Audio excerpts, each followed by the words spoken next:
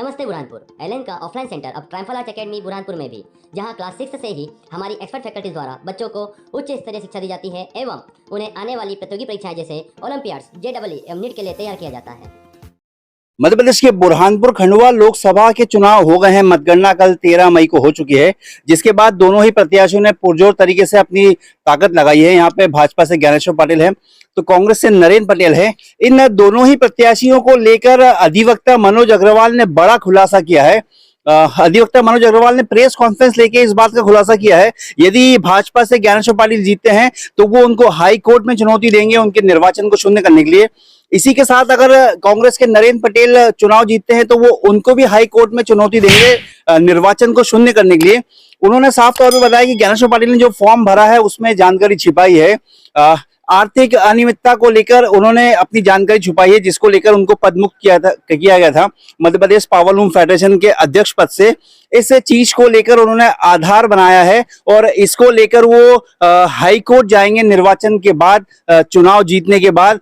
इसी के साथ यदि अगर कांग्रेस के नरेंद्र पटेल जीतते तो वो उनके खिलाफ भी जाएंगे। उनके खिलाफ इसलिए जाएंगे कि बुरहानपुर जिले के नेपानगर के नावरा पुलिस चौकी में एफआईआर दर्ज की गई है। यहाँ पे आचार संहिता उल्लंघन की धारा 188 के तहत एफआईआर दर्ज की गई है, जिसमें धार्मिक चिन्ह उनकी टोपी पर श्री राम लिखा हुआ था, उसका उपयोग उन्होंने चुनाव प्रचार प्रसार में किया था, जिसको लेकर पुलिस प्रशासन ने एफआईआर दर्ज की है। इन दोनों ही मामलों को लेकर वो जल्द ही हाई कोर्ट जाएंगे, क्योंकि वो खुद भी प्रत्याशी है, मनोज अग्रवाल भी प्रत्याशी हैं, उनका चुनाव चिन्ह कोर्ट था और इस तरीके से वो दोनों प्रत्याशियों के लिए मुसीबतें खड़ी कर सकते हैं।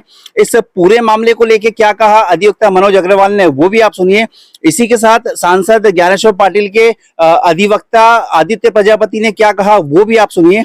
हमारी खबरों को देखने लाइक करें, शेयर करें, सब्सक्राइब करें, ताकि आपको लेटेस्ट खबर मिले। यदि खबर आप फेसबुक, इंस्टाग्राम, ट्विटर पे देखें, उसको फॉलो करें। सुभाष गुर्जर के साथ संजय दुबे, बुरहानपुर। देखिए, ज्ञानेश्वर जी पाटिल जो भारतीय जनता पार्टी के प्रत्याशी हैं, इनके द्वारा अपने नामांकन फॉर्म और फॉर्म के साथ शपथ पत्र में गलत जानकारी दी गई है, अधूरी जानकारी दी गई है या नहीं दी गई है।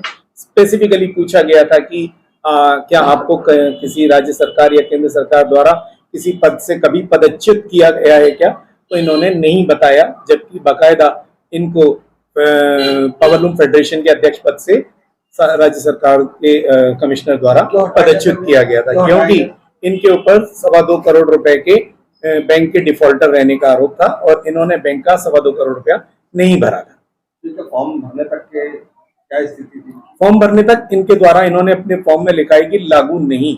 इसका मतलब कि बाकायदा ये इन्होंने इस चीज को छुपाया है और उस तारीख तक भी ये पैसा नहीं भर पाए थे। ऑब्वियसली यदि हार जाते हैं तब तो कोई प्रॉब्लम नहीं है, लेकिन यदि जीत जाते हैं तो जीत जाते हैं और पहले नंबर पर आते हैं तो इनके खिलाफ मैं इलेक्शन पिटीशन लगा करके इनका निर्वाचन निरस्त करने के लिए पिटीशन लगाऊंगा।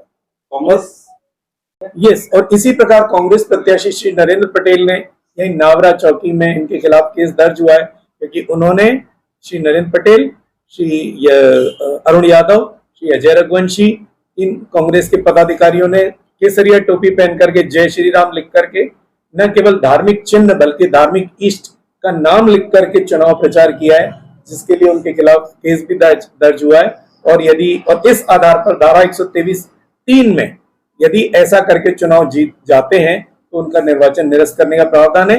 यदि वो चुनाव जीत गए तो मैं उनके खिलाफ भी माननीय उच्च न्यायालय में पिटीशन लगा करके उनका चुनाव निरस्त करना। आप खुद भी प्रत्याशी हैं लोकसभा? मैं खुद भी प्रत्याशी हूं और मैं निर्दलीय प्रत्याशी होकर मेरा निशान कोर्ट है। देखिए, ये पूर्व में भी हमने एक प्रेस कॉन्फ्रेंस करी थी, उसमें जो भी आरोप लोगों द्वारा लगाए जा रहे हैं उसमें विस्तृत रूप से उसका जवाब दिया था। अब मनोज अग्रवाल जी ने, जो खुद एक प्रत्याशी हैं, उन्होंने फिर एक आरोप लगा दिया है, वही आरोप वापस घुमा फिरा के वही आरोप लगाया है। तो मैं आपके माध्यम से उनको भी और ऐसे सभी आरोप लगाने वाले लोगों को मैं बताना चाहूंगा कि ईंट का जवाब ईंट से, पत्थर का जवाब पत्थर से। आप जैसा व्यवहार करेंगे, आप कोर्ट में जाना चाहें, आप बिल्कुल स्वतंत्र है, हर व्यक्ति स्वतंत्र है। हम आपसे इस मामले में कोर्ट में ही मिलेंगे। और पूर्व में भी बता दिया गया है कि इस मामले पर ये जो सहकारी अधिनियम है वो लागू नहीं होता है, ना ही कहीं पर उस आदेश में ऐसा दिया गया है कि आप चुनाव नहीं लड़ सकते। और भारतीय जनता पार्टी के जो प्रत्याशी हैं ज्ञानेश्वर पाटिल जी, उनके ऊपर कोई बकाया नहीं है। पूर्व चुनाव में भी जब वो लड़े थे 2.5 साल पहले, उस समय भी कोई बकाया नहीं था सिटीजन बैंक का, तो वो 2.5 साल पहले की बात थी। अब ये 2.5 साल बाद आ चुके हैं, कोई बकाया उन पर आज तक भी नहीं। बुरहानपुर की पल पल की लेटेस्ट खबरों को देखने और सुनने के लिए हमारा चैनल जरूर सब्सक्राइब करें।